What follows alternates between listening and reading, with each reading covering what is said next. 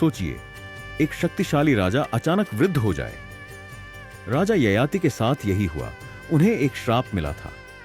अपनी युवा अवस्था वापस पाने के लिए उन्होंने अपने बेटों से उनकी युवा अवस्था मांगी।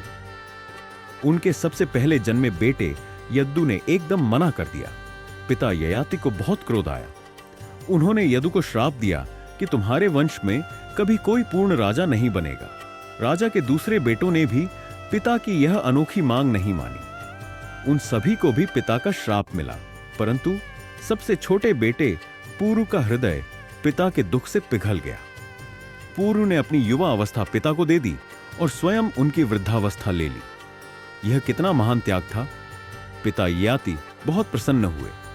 कई वर्षों तक युवा रहकर राज करने के बाद उन्होंने पुरु को उसकी युवा अवस्था लौटा दी और पुरु को ही अपना सारा राजपाट सौंपकर सबसे महान सम्राट घोषित किया। पिता के श्राप के कारण यद्दु के वंशज, जो यादव कहलाए, कभी पूरे राजा नहीं बन सके।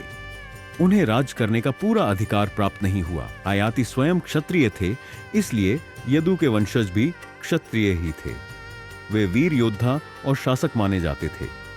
और सुनिए, इसी महान यदु वंश में आगे चलकर भगवान कृष्ण और उनके भ्राता बलराम ने जन्म लिया।